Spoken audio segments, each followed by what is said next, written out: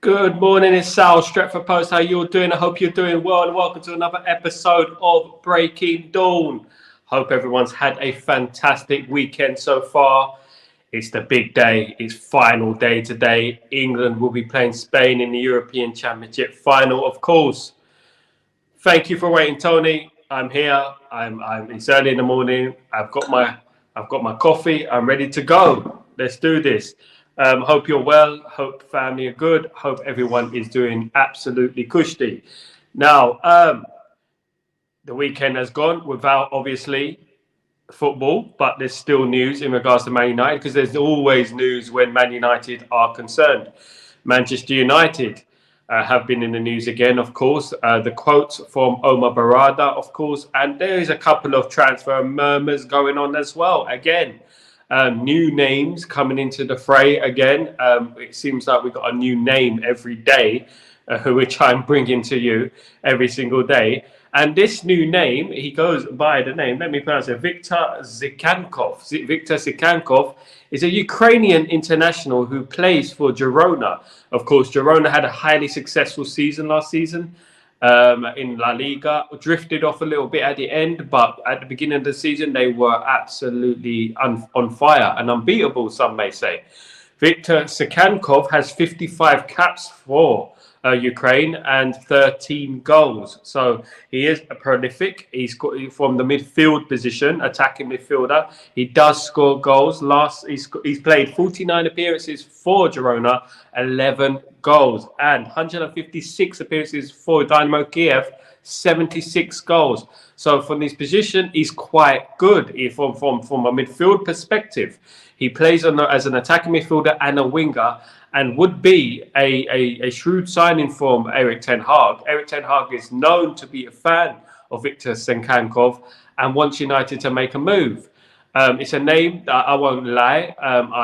I'm not lying to know that I know everything about the player, that I know absolutely everything about his family, about his history, about everything. I don't. But it is another player that we have scouted, and which is good and it's impressive when we scout players and we find players that it's not necessarily everyone that knows who they are. So it's really good in regards to the scouting process that we're going through. Names that could end up signing for Man United that you wouldn't expect would sign for Man United.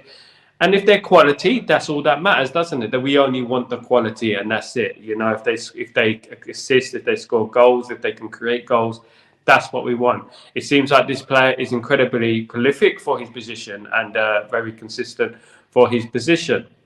He's 26 years old, maybe slightly on the other side of 20. Maybe it's not what we particularly want in regards to age, but he's at his peak. And he's not obviously old, so we could sign him, and he could come straight into that side of experience, and he can add a new dimension to our team. Of course, many of us say, "Oh, but who is this guy? You know, we never heard of him." Blah blah blah. He's very experienced. Of course, 55 caps for Ukraine, as I stated, 13 goals from an attacking midfielder position. It's not too bad in a Ukrainian side that I would say isn't the best side. So it's quite a good record, in my opinion. In my humblest opinion, it's a good record. So that transfer news was fluttering around yesterday, and I thought I'd bring it to you. Ten Hag is the one who suggested Viktor Sakankov. Sakankov, of course, is a midfielder, attacking midfielder, plays for Girona, and he has had 49 appearances so far and 11 goals for Girona. Is not too bad in La Liga, in my opinion, from the midfield position for Girona, of course. Now, of course, Manchester United will be in the news a lot more over the coming week. I feel that De Ligt news will be coming through next week. The confirmation will be next week that we've agreed a fee and he will be coming to Man United. Here we go, and etc. will be occurring next week, in my firm belief. I believe by Friday that should have already occurred in regards to De Ligt, and I believe that there'll be a number of signings as the Copa America, as European Championships have come to an end. There'll be more noises, more transfer news, more players coming through the door, and more players that will be confirmed, of course, next week, in my opinion. I believe next week is a pivotal week. Omar Barada has been speaking about his about joining Manchester United, basically. So stating he wants to bring Manchester United back to the prom. Good morning, Shabazz. How you doing, bro? He wants to bring Man United back to where they belong. He's excited about this project. He's excited about joining the biggest club in the world. Man City, remember that? The biggest club in the world. Manchester United, he speaks about Manchester United's history and our success, and he aims to bring Manchester United back to the top of the summit, the promised land, so to speak. He aims. Omar Barada, of course, ex of Manchester City, joined Manchester United and started yesterday. And of course, is going to be speaking all the positive noises. The promises are going to be coming. We hope that Barada has a successful tenure at Manchester United, and it is filled with fulfilled promises and success, a lot of trophies. We hope that happens, and we hope that occurs. Of course, it can't work miracles. We can't work miracles, but if we get transfers in, if we get the players in that we want, we have a better chance of doing that. Of course, we're almost there with Xerxes. Xerxes agreed, should be a Manchester United player. De Ligt should be a Manchester United player. And dare I say, Ugarte should be a Manchester United player within the next week. Well, at least agreed the terms, agreed a fee, and agreed with the club. But once that's done, we're basically there because the players want to come to Manchester United, of course. Now, it is the final today. It is England, of course. I've got the shirt on here. It is England against Spain. Lots of murmurs, lots of people saying how they dislike England, they want England to lose, and blah blah blah. You see, like with us, Man United fans, we've had a lot of success. I started supporting United the late '80s, and 4 decades later, I'm still here supporting Manchester United. And what I've learned over the years is that, you know, when you're successful, when you start winning, there are people going to hate you, of course.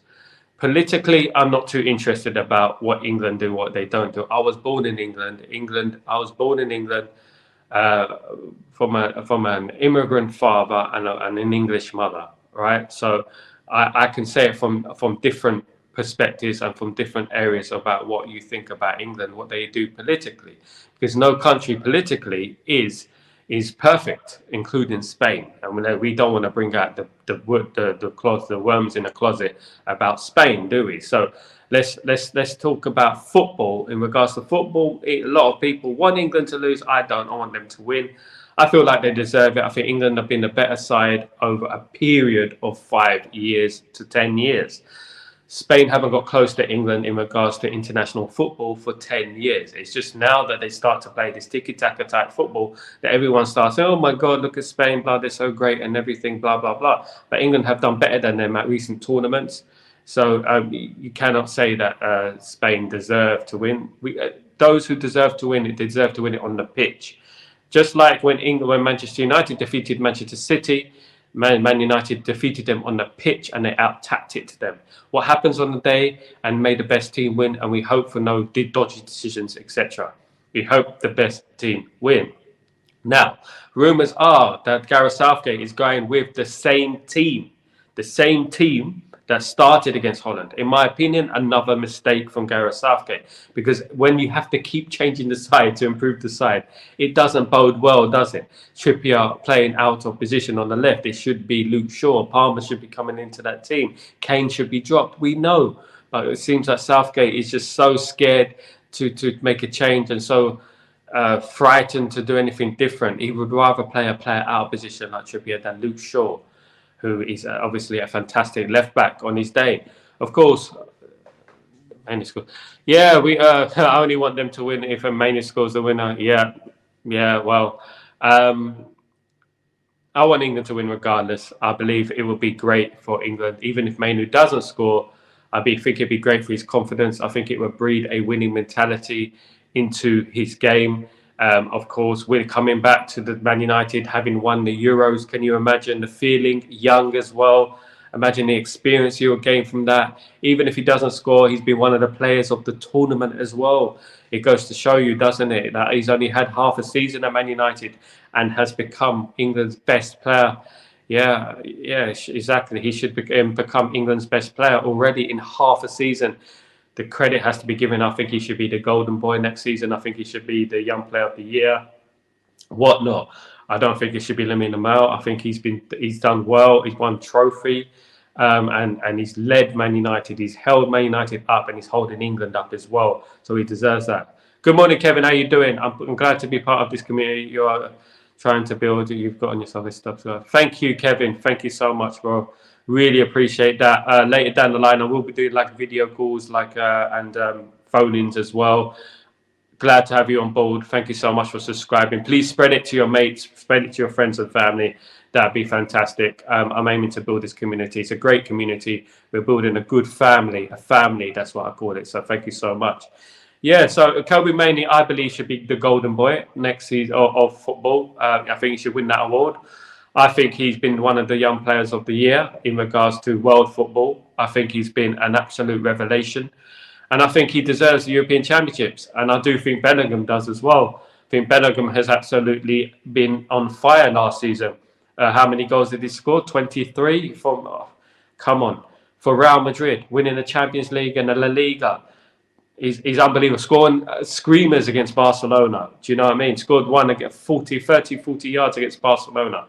This guy's no joke. Subject to popular opinion. People obviously want to get on Bellingham's back because of his price tag, because of who he is, because of his height. There's a number of people who don't really understand the game. They don't really look at it from a multi-layered point of view. Of course, Gareth Southgate is the England manager. Gareth Southgate is not a good England manager tactically.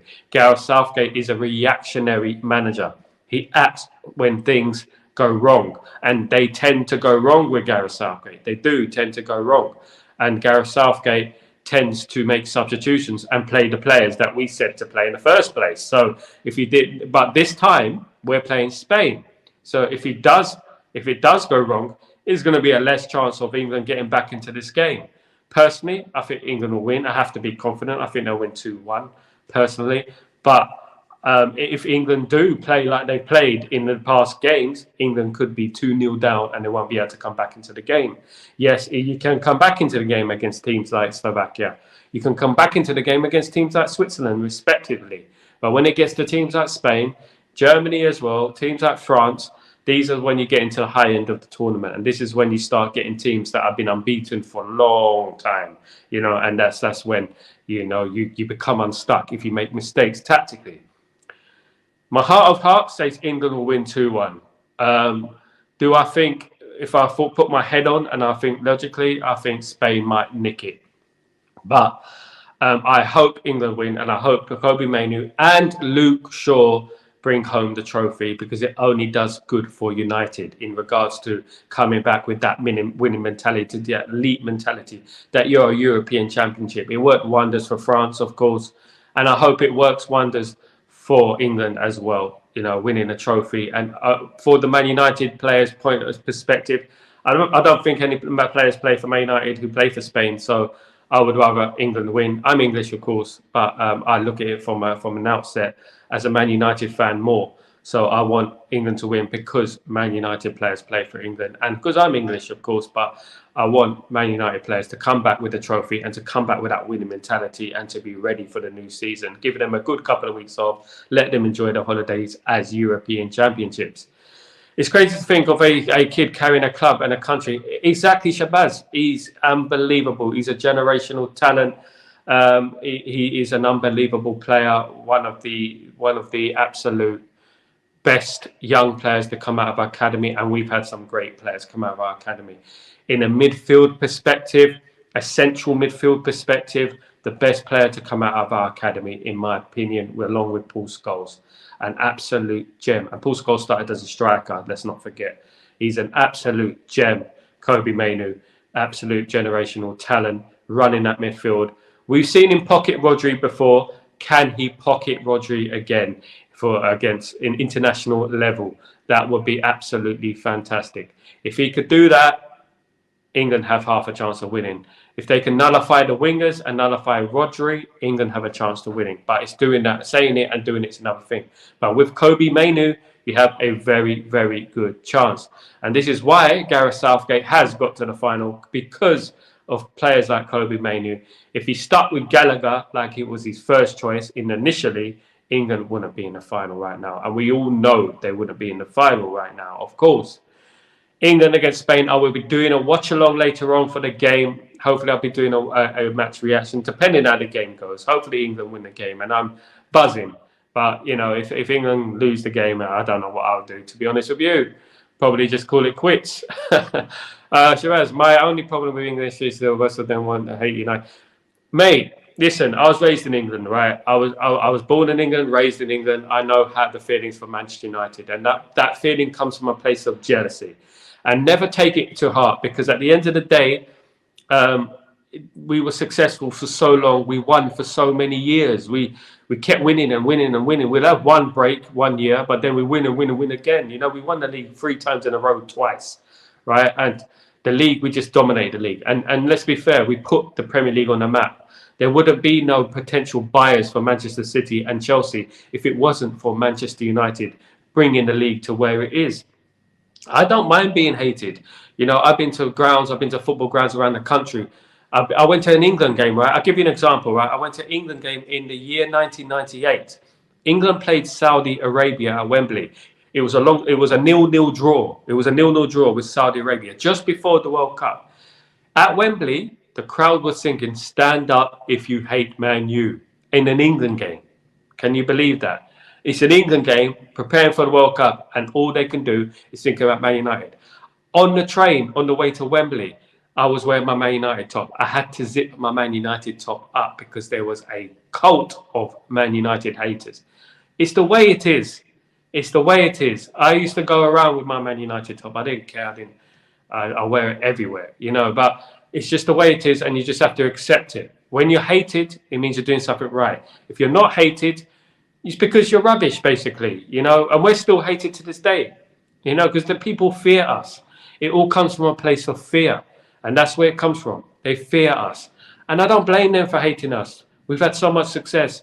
Manchester United have been arguably the best side over a period of 30 years. What we did in the period under Sir Alex Ferguson was absolutely sweet. I loved every moment of it, and for them to hate us, fine, hate along, hate on, you know, and that's great. But in regards to the English and England, of course, I support England as a Man United fan, and there are Man United English fans, you know, and there are Man United players who play for England. So I go by that. I don't want to hear about, but I heard a lot of people talking about politics and this and that. No country is perfect, and no country goes throughout history without their flaws. We cannot say that Spain is a perfect country, and Spain have done fantastically well. Ask South America about us, but Spain are. Every country has their problems, and on a football level, on what England has done for football and Spain, it's been absolutely fantastic. Spain and England have been at the forefront of football for over a decade. It's been either Spain or England in the Champions League finals, English teams in the Champions League finals, or Spanish teams in the Champions League finals, fighting it out. Yes, you get the odd German team, you get the odd Italian team, but England and Spain have primarily been the ones fighting for Champions League football honours and in European football. 2 of the best leagues in the world, of course, La Liga and the Premier League, go head to head. In my opinion, the Premier League is the best league in the world. And then it goes to La Liga, and then it goes to obviously Serie A, etc. But my opinion, the Premier League is the best league in the world. Then it's Spain. But Spain and England have done a lot for football in the last 10, 15 years, and I believe that should be the final. Kevin, what's going on? The only way I have it is when England wins. Southgate rumor said, bro, at the end of the day, that's the biggest worry we have. I don't think Gareth Southgate should be staying on as England manager, even if England win the tournament. I don't think he's good enough. I think he's relied on individual talent. I think it's talent that's got him through, and I believe that it wasn't his tactical prowess and his tactical genius that got him through. It was desperation. It's very easy to bring on Ollie Watkins and even Tony. The quality that he has in that squad is absolutely second to none. You know, he has one of the best squads in the world. He's got through because of the individual brilliance, not his tactics. And I don't think he should stay on as England manager. Unfortunately, the FA are really, really crazy, because they probably will give him a new contract. They'll probably give him a contract if he loses the final. Now, if he loses this final, I don't think you should be giving people contracts. I believe contracts should be given on the basis of success. And on an international level, in international football, where England should be winning a title. And if he won one title, fair enough, but he hasn't won any. He ruined the game against Italy in 2021 in the final. He bottled it. England had one shot after 120 minutes. That England team against a very aging Italian team, and as we've proven, the Italian team isn't great, and since then, and he bottled it. And this is the problem with Gareth Southgate. He's a bit of a bottler, and if the FA cannot see that, then God help us. They don't really understand the game, really, to be honest with you, and I don't think they do. I think they only look at emotional sides. I think they only look at the way he talks, and his political views and his wokeness and all that rubbish. Do you know what I mean? That has completely nothing to do with football. So I believe that Gareth Southgate should leave after this tournament. That would have been the World Cup, European Championships, the World Cup, and another European Championship. So that's 4 tournaments. In my personal opinion, I think that the maximum should be 4 tournaments. I think that every international manager should get 4 tournaments. Shabazz, the only positives there is that we won't be anywhere near United. Thank goodness for that. Thank goodness for that. That would have been the nail in our coffin. We would have been finished if we got Gareth Southgate as a manager. You think it was bad last season when we had all those injuries? I like to see Gareth Southgate with 63 injuries, a media on his back, political problems behind the scenes with Rashford, with Greenwood, with Anthony, with Maguire, with Sancho, with all those problems, a late takeover process, and everything in between. I like to see Gareth Southgate still navigate his way through the season, qualify for Europe, and win a trophy. No chance. He's not even worth Eric Ten Hag's left boot. He's not even worth that. Now, the rumours were worrying, of course. The rumours were disrespectful to Ten Hag. But at the end of the day, I'm glad that Ineos made the right decision. Because if we had Gareth Southgate as our manager, of course, I'll give him a chance. But I'll be almost Southgate out before he even walks through the door. That's what it'd be like. So the only positive is that he stays away from Man United. He will stay away from Man United now. Ten Hag's got a contract. Gareth Southgate, if he leaves the England team, who will he manage? This is the problem. I don't think he's going to get a great international job or a Premier League job. I don't think he's that kind of manager. Probably get a job for Bournemouth or something. Maybe. Who knows? But he's not a great manager. The Bournemouth manager is better than him as well.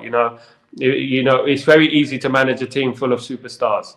It's very easy to manage a team who's got world-class players, and you only have to spend a month with them, and you just have to put a team out. It's very easy to do that, and he should be winning honours with that team. England's team, man for man, is better than Spain's. Of course, it is better than Spain's, but Spain play more as a team. And why do they play more as a team? Why? Because they have a better manager. They're well drilled. They have a better style of play. They're well drilled and they're better trained. They're better coached. And this is the problem England have. England would have been world champions maybe in that 2018. Definitely should have won the Euros in 2021. The World Cup, they should have got past France. They just went out with a whimper. Now they've got lucky a little bit. Things seem to be falling in place. Last minute overhead kicks, brilliant goals from Saka, players such as that who've got England through, who've squeezed England through these tournaments. So I do agree. I do agree that if he doesn't win, or if he wins, he should be gone. England need a change. You can't keep managers there just for sentimental value. If he wins the tournament, I will give him his props. I'll say, well done, congratulations, he's won the tournament. But just like the rumour is today, is that he's going to pick the same team as started every single game so far, almost, of course, barring Gui, who was suspended for one game. Which means Trippier on the left, which we know is not working. Trippier on the left is not working, and he keeps doing it. And this is the problem. Play Luke Shaw. A half-fit Luke Shaw is better than Trippier, who's an overrated player anyway in his right position, is a poor left-back. He's not a left-back. You might as well play Bellingham at left-back, or you might as well play... You can't have Saka as a right wing-back and Trippier as a left wing-back. 2 players out of position. Come on. You either play one or the other. Play a team that plays in its rightful positions, or just change the formation or do something else.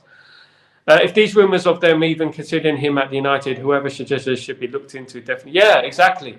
And I think it was Ashford, wasn't it? It was Dan Ashford. And that's the problem. He's going to be pro British. He's going to be pro English. As an Englishman, he's one of the worst managers I've ever seen, Gareth Southgate. And, he just seems to have a very lucky charm. He gets fixtures that have been very fortunate for him.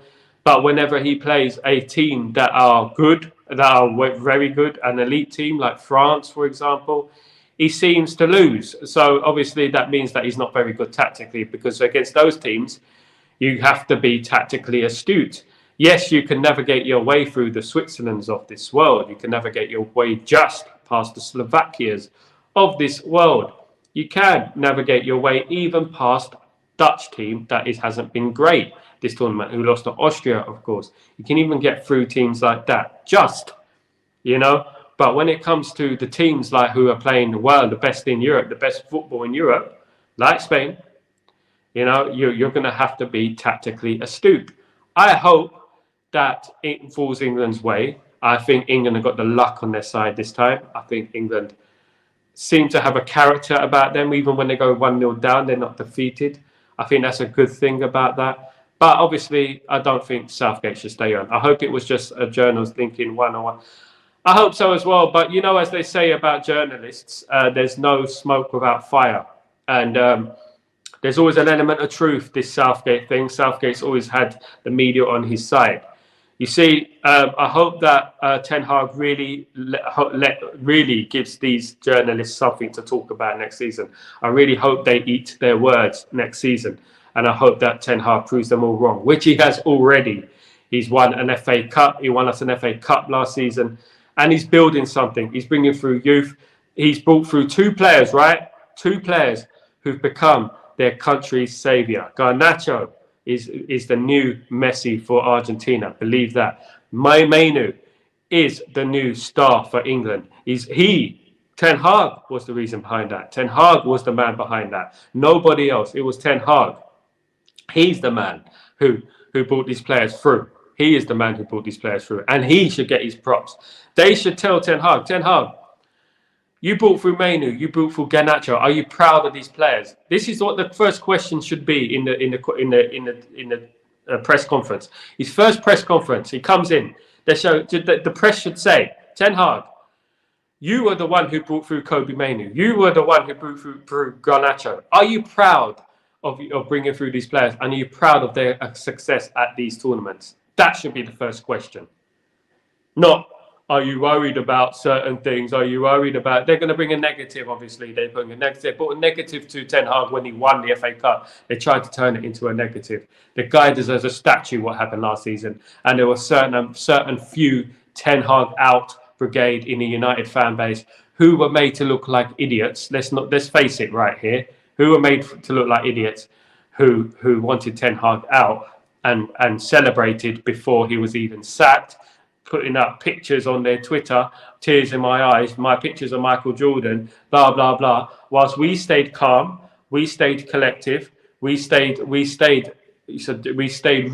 really composed in that situation, even though, we could have easily said, forget it. We want him out. We want him out. He lost 4-0 to Crystal Palace. We looked at the mitigating circumstances. We understood it for what it was. And we understood the game. We know, all of us, and everyone in the chat does as well. I can see McKenna or Ruud van Nistelrooy if Everton Hog's in the league again. This is something I touched upon. This is a good point. This is something I touched upon a few months ago. I believe they're making a conveyor belt of coaches stroke managers. So if it does not work out for Ten Hag, and God, I hope it works out for Ten Hag. I really do. But, football, it can go pear-shaped. It can go wrong. If it doesn't work out for Erik Ten Hag, there will be Ruud van Nistelrooy slotting in into that position. Or René Hake, who knows? But I believe it'd be Ruud van Nistelrooy slotting into that position. And I wouldn't be opposed to that. He's a legend and experienced as well. 1, 2 trophies at PSV. So I would prefer that than Gareth Southgate, if you know what I mean. But we hope that Erik Ten Hag delivers next season, and we hope that we get off to a flying start against Fulham, and we hope in the first few games we defeat Liverpool and we go on a run, and we go on this long run of winning games, and we hope that we have something to look forward to next season, because we're Manchester United. We should be challenging for top honours, we should be challenging for the league, and we shouldn't be content with fourth place. We should aim higher. We should challenge for the title. We are Man United. We're the biggest club in the world, not challenging for the title. We should be challenging for the title. And that's the bottom line. The English media will always be against Ten Hag. He's just had to shut them up and believe he will do it with this new structure above him. Yeah, lots of people in the media wanted Ten Hag out. Of course, we know. It was people in the media who were against Ten Hag, and it was so obvious last season. It almost made me sick how bad it was, that how many journalists were on his back, not looking at the circumstances. He tried to emphasize to them what happened last season. He tried to tell them the problems in the team, the injuries, the outfield, off-field problems, etc. But they wouldn't listen. They're just idiotic Southgate fanboys, and that's the problem with the English media, of course. And English media, a lot of people say the English media represent England. They don't represent the English. The real English are not the media. They're not the media. We're completely different. We're a multicultural society, one of the most multicultural countries in the world, right? And that is since I was a baby and since I was a kid.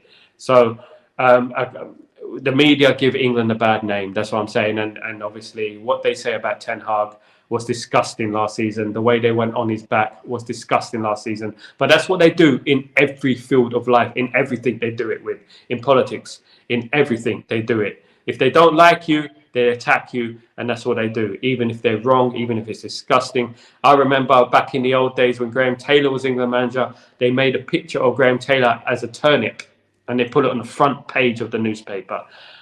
God rest his soul, Graham Taylor, who passed away, of course, was a manager under huge stress, didn't qualify for the 94 World Cup, but the abuse he got was absolutely disgusting. And when I think about 1998, what they did with David Beckham, what the media that the media barrage that went against David Beckham, what they did, is absolutely disgusting what they do with David Beckham. If it was these days, goodness me, for what he would have done, what they would have done to his mental health, especially with social media on it as well. Afro, what's going on, my bro? The problem with England is England herself. They has looked herself on the mirror and said it's too long. It is too long, Afro, and that goes for a number of reasons. I mean, England have had a misfortune, of course. England's reputation has gone before them in regards to bad decisions that are going to go. Of course, I'm not going to just blame bad decisions. I'm blaming bad decisions for team selection as well. In 1996, right, Man United just won the double, okay? Man United just won the double. The European Championships were about to start in England, and there was no Andy Cole, all right? 40-goal Andy Cole, right? There was no Paul Scholes, right? Just won a double. There was no David Beckham, just won a double. No Philip Neville, just won a double. No Gary Pallister, just won a double. No Steve Bruce, just won a double. England do it to themselves at times. Of course, not one of those players got in the squad, but players like Neil Ruddock got in the squad. Do you know what I'm saying? So England have always been mismanaged in some way. But even though that England team did do well, Euro 96, could have won it, should have won it, perhaps. But they do pick the wrong players. And for example, if it was England against Germany in a European Championship semi-final in 1996, if you brought in an Andy Cole, if you brought in a Paul Scholes, it would have changed the dynamic of the game, and England probably would have went through. And that's one thing that England are doing correctly this time, is that they have the players now, the correct players, and they're going through individual brilliance. Yeah, blah blah blah. Injuries and that too can be reckoned number as blah blah blah. Yeah, people who downplay injuries. People downplay injuries are pathetic, and they don't. I wouldn't take their view on football seriously. At the end of the day, right? Let me give you an example. Ten Hag likes to play his style of play, right? Can you get a team from League One, right, to play tiki-taka? You can't, can you? You cannot force Carl Griffiths, who plays for Leyton Orient, to perform like Zinedine Zidane in his prime. You can't do it, or Ronaldinho in his prime. You can't do it because they're not the right players to do it. They haven't got the ability. Now, when you have an injuries and you're playing square pegs in round holes, here, there, and everywhere, right, in that team, how can you expect that team? How can you expect a player like Casemiro to become prime Maldini in centre back? You can't. And they weren't even looking at that. How can you expect a left footer playing on the right footer playing on the left? How can you expect to have a balance to the side? How can you expect to implement a style of play? It matters. It matters hugely. Look at Arsenal a year ago, not last season, the year before, when Saliba got injured, their whole season fell off. When Manchester City, I believe they had Rodri injured for a while. They didn't win in 4 or 5 games, didn't they? It wasn't it 4 or 5 games. Yeah. So, and especially if you don't have your back four, as Shabazz was saying, if you don't have your back four, it's just as bad. It's the worst because you start out from the back. If you're playing from the back, we have a ball playing goalkeeper. We don't have players who play for the back. This is the problem. If you don't have the back four, no matter what, and as Sir Alex Ferguson said, attack will win you games, defense will win you titles, and defense is absolutely primary. If you have a good defense, a solid defense, ask Italy, you will win trophies. If you can keep tight, if you can hold the game out and have a solid defense, you may win 1-0. Someone might come up with a set piece, even if your strikers are average. If your defense is spot on, you have a good chance of winning games. And that's exactly what the point that Sir Alex Ferguson was saying. The barrage on Erik ten Hag last season was unfair, unjust, almost criminal, in my opinion. And that's just the way I see it in regards to that.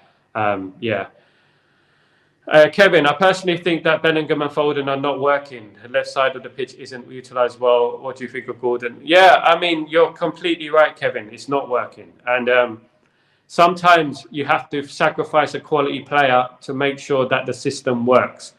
You can't be scared. Look at Man United, for example. We had Solskjaer, we had Cole, we had Sheringham, and we had Dwight York. We couldn't play them all. As much as we wanted to play them all, we couldn't play them all because they wouldn't work, would it? You have to play players based on form. If the system is not working with those players, you have to change it. Agreed. Gordon should have played. But England have now changed to a 3 at the back. Obviously, a 3 with 2 wing backs, haven't they? So this is the problem now. They're not going to play Gordon on that left-sided berth. So what they should have done is played the 4-4-2 and play players in their right position. I personally believe Foden hasn't been great. Bellingham has been okay. Of course, Bellingham scored that fantastic goal against Slovakia. So, of course, it's a team that is getting through on individual brilliance. The team will win games because it's got individual brilliance, but the players together are not working. And I think the only reason the players are not working together is because they don't have a tactical plan. And I don't think Southgate knows how to implement a tactical plan.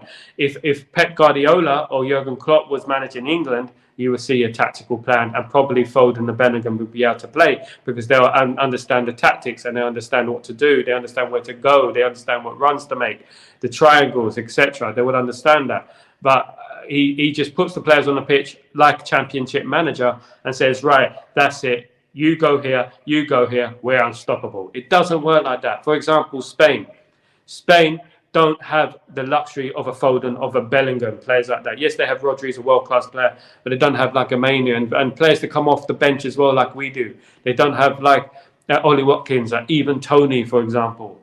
But what they do have, they have a team ethic, a tactical plan. They know what to do, where to go, what runs to make, what tactics they are playing. In my opinion, Southgate doesn't know what he's doing. He doesn't know his plan. He doesn't know his tactical plan. And that's the problem with Gareth Southgate, of course. And this is my problem I have with him. Yes, he's done well to get into the final. I have to give him his dues for that. But at the end of the day, he's relying on individual brilliance. And we all know he's relying on individual brilliance. And I think that if it was a Klopp in charge, if it was a Pep in charge, England would have more honours right now. And let's be honest. Even a manager who's half decent. Alex, hopefully United keeps bringing in transfer targets and selling. So, yeah, I want you to lead the season. Yeah, agreed, Alex. We should be Champions League season after next. We should qualify for the Champions League next season. We shouldn't have any excuses next season. Next season, we should be in the Champions League. And basically, the Europa League is good. I think we should go for it. I think we should win it. I would like it if we won the Europa League. Obviously, winning the Europa League adds to heritage, as Jose Mourinho famously said. It adds to heritage, and winning the Europa League would be a decent trophy to win. And I would like to win the Europa League. I would like to win a domestic trophy as well. But as I said a few weeks ago, I believe Man United will shock a few people next season. I believe they will challenge next season, and they will shock a few people. It will be a surprise for many people. Many journalists will be shocked. They will be eating their words. They'll be having heart attacks, all the rest of it. They won't believe what Ten Hag's going to do next season. And remember it here, right? Remember it here. I said it here, that we will have a shockingly, surprisingly brilliant season next season. And I firmly believe that. I do. I think just the positivity around the club, the buzz around the club, it just hasn't been there. And if Kobe Mainoo and Luke Shaw win the European Championships as well, you've got them coming into the squad, you know, with that winning mentality, with that swagger, with that arrogance that they're European championships and champions, and that's what we want. We want that in our team. Guys, thank you so much for joining me. Don't forget to smash a like. Please comment, subscribe. You guys are absolute legends, every single one of you, for joining me. You are the elite. You are the originals. We're going to build together. We're going to build this channel together. And we're going to fight the power. We're going to fight the power in regards to podcasts and fan channels. This is no Donald Trump thing. So we're going to fight the power, and we're going to get to the top, and we're going to, do it together. And we'll be here. We'll be here in a year's time with our community, with the originals, and the Stretford Post family is going to be right here with us. In regards to England, I'm going England 2-1 today. 2-1, a tough, nervy game that is going to age me another few years, as if I need aging another few years, because that's what's going to happen. I'll be doing a watch along later on. I'll be navigating my way through the game with you guys, hopefully, and let's hope that the right team win, and let's hope no contentious decisions and no stupid refereeing madness. Let's hope, and no sending offs. Let's hope for a good game of football, and may the best team win. And we hope it's England, of course, and we hope Mainoo brings home the trophy. So just to recap, Manchester United are after Viktor Sakankov. Viktor Sakankov is a Ukrainian international who plays for Girona. Viktor Sakankov has had 49 appearances for Girona and 11 goals. 55 appearances and 13 goals for Ukraine. So he is a decent player, 26 years old, midfielder, attacking midfielder, versatile, can score goals, can create. Erik ten Hag has told his team to look at Viktor Sakankov. Of course, Erik ten Hag has a very good eye for talent, as we know with Kobe Mainoo, Garnacho, etc. So Viktor Sakankov is on Manchester United's radar. Another name to add to the list of names that are coming every single day in players that we are linked with. Can we sign them all? We're supposed to only have a 40 million transfer fee.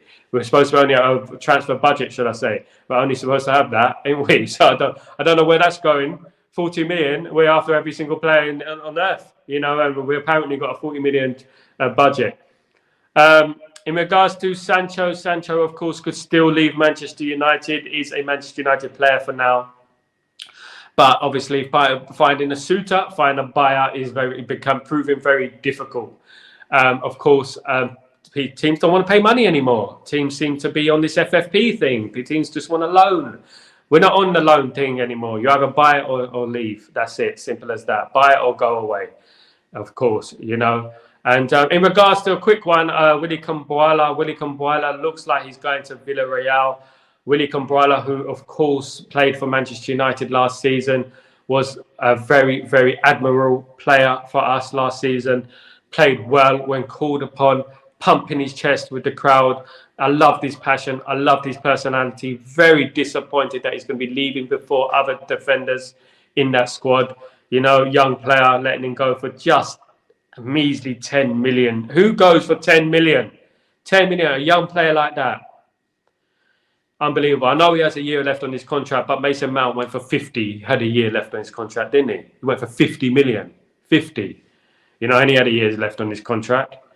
So Willy Kumbuala looks like he's signing for Villarreal, a defender that goes out the door. One more defender goes out the door, which means there's more chance of a Victor Lindelof or a Harry Maguire staying, because I don't think we We sold Varane, remember? No, we got rid of Varane, well, contractually.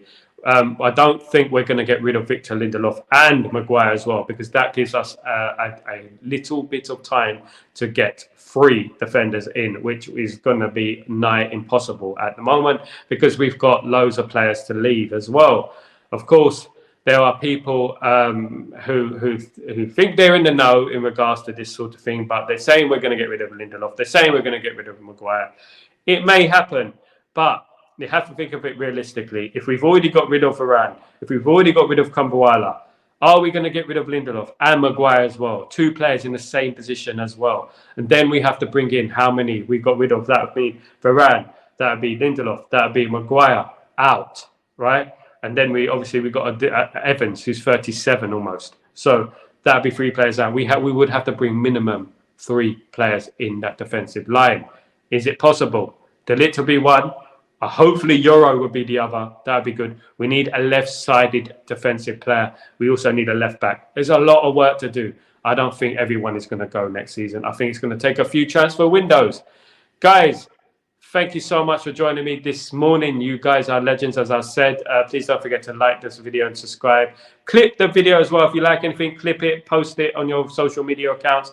I will repost it. I will give credit as well. And I'll put it on my YouTube with your names all over it and everything like that. So thank you so much, guys, for joining me. You guys are absolute legends. Let me just go through these comments. Yeah. So they're saying the same thing. Entire season and the media just gaslighting United fans into thinking they have a bad manager. Yeah, Shabazz, at the end of the day, it's survival of the fittest. And you're 100% right. And only... he has a buyback clause, Shabazz, but will we implement that? 10 million's too low. That's what I'm saying. You know, it's too low. Even if he's got 1 year left on his contract, it's too low. We shouldn't be selling a young player for 10 million euros. It's just, you wouldn't get a championship player for that price. You know, and this is what I'm saying. But in regards to what you said earlier, in regards to some of those fans that gaslighting, etc., at the end of the day, it's survival of the fittest in regards to a mental thing. So in regards to a mental thing, you can either fall for the wayside and fall for the popular narrative that is the media, or you keep calm and you look at things from above, from a bird's eye point of view, and you look at the situation and the mitigating circumstances. You look at what happened during the season. You don't just jump. There are people who celebrated last season, right, that he was going to be sacked a couple of weeks before the FA Cup final, that he was going to be sacked. Wasn't it the FA Cup final? A few days before the FA Cup final, there were people celebrating, posting pictures on their Twitter, celebrating a Man United manager being sacked. Then they find out he's not being sacked. He won an FA Cup. That made him look stupid. They said he's still being sacked. They said they made him look stupid again. You know, and there you go. Now they're still making excuses. They're still using excuses. Now they're saying that Sancho didn't apologise to Ten Hag. They're getting the crumbs off the table, like the crumbs. They're putting them all together, the crumbs, and they're making a muffin. They're absolutely ridiculous. They're trying to make a muffin out of a few crumbs on the table. I don't know if you can make a muffin with a few crumbs on the table, but you can't make a muffin with a few crumbs on the table, can you? Especially a muffin with jam in it. You know, you can't. It doesn't work. They're just made to look silly. They're made to look stupid, and they should hold it. And they're the ones who need to open their eyes to reality and stop falling for the British media narrative. Idiots. A lot of them. All of them fan channels and all that got their fame from Mark Goldbridge, right? Who gave them their chance, and they turn on him. You know, they're the ones who should be thanking him. So I'm not surprised that they're going to turn against Ten Hag. I'm not surprised about that. Of course, I'm not surprised about that. They're going to turn against them. They'll probably turn against their own their cat or their dog. They'll probably turn against them if they had half a chance. Useless people. Anyway, went off on one. These are not real fans. No, they're not real fans, Shabazz. You're absolutely correct. You're absolutely correct. For not looking at it, Ten Hag should be applauded last season for what he did. I've been a Man United fan for 40 years. 40 years. I've seen great teams. I've seen bad teams. I've seen great teams. I started supporting United when we were 24 years without a title. We won it in 26 years.